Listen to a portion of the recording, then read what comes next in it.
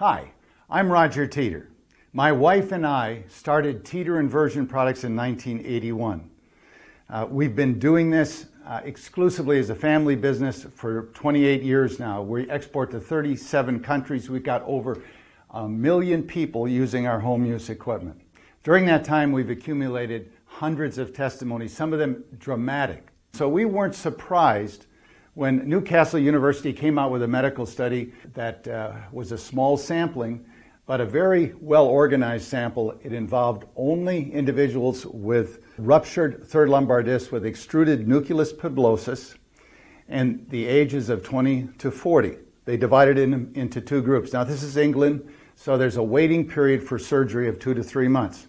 There was a control group that got the traditional physical therapy, and then the Teeter Inversion group. When it came time for surgery, the control group, of that group, 78% still needed surgery. With the Teeter group, only 23%, a 70% reduction in the need for surgery. Professor Mendelsohn, that conducted the study, said that that would result in an 80 million pound savings.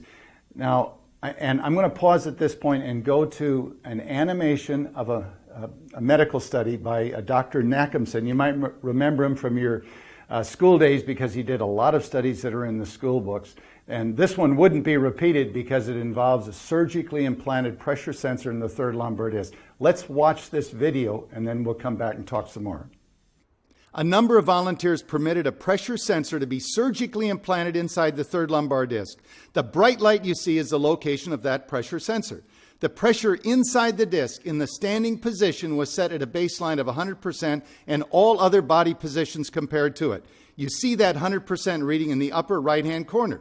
Everyone knows that when you bend over, the loads in your back go up. There you see it, 200%. But did you know that sitting is actually harder on your back than standing? 150% seated in good posture. That's the way most of us work at a computer, 250%. But this is the shock. When you go to bed, the pressure in your back does not go to zero. You take 25% of standing body pressure to bed with you. That's because the last 25% is not caused by gravity. It's caused by the construction of the spine. Hundreds of ligaments and 140 muscles in 4 layers. These ligaments and muscles stabilize the spine, but they also hold it in compression like a lot of rubber bands. The only way to bring the disc pressure to at or near zero is to pull enough traction to overcome those rubber bands. This study indicated that was a really big number, approximately 60% of your body weight. That study, I think, is the secret to why traction why you need high forces in traction. You've got to pull a force equal to 60% of your body weight to decompress a joint. The ligaments and muscles that stabilize a joint are extremely strong. And you've got to open that joint up if it's going to be self-aligning. For example, let's just take this as a joint. Again, encased in hundreds of ligaments and muscles.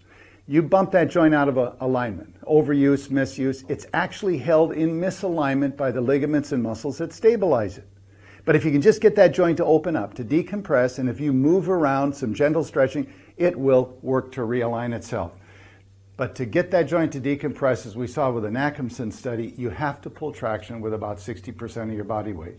Of course, as a clinician, you can decompress that partly and then make a very easy adjustment to give the correction that you're looking for.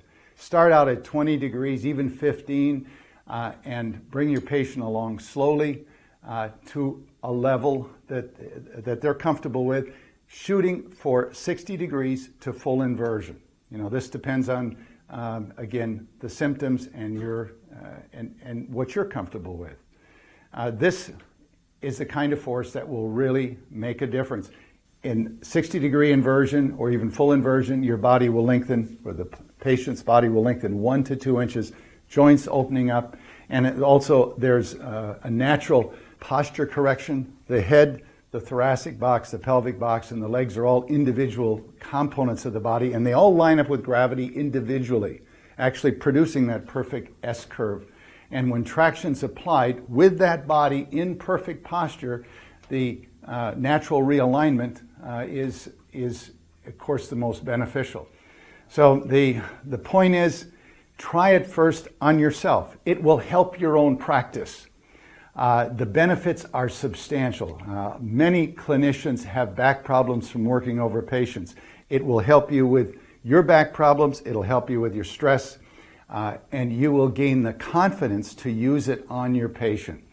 And that will make a difference. It can change lives. It changed my life. I spent 5 years with back pain problems, trying everything to fix it. Nothing really worked. Inversion fixed it. That's why my wife and I started this business. And I believe it will change your life, and it will give you the reputation of really caring for your patients and making a difference in their lives.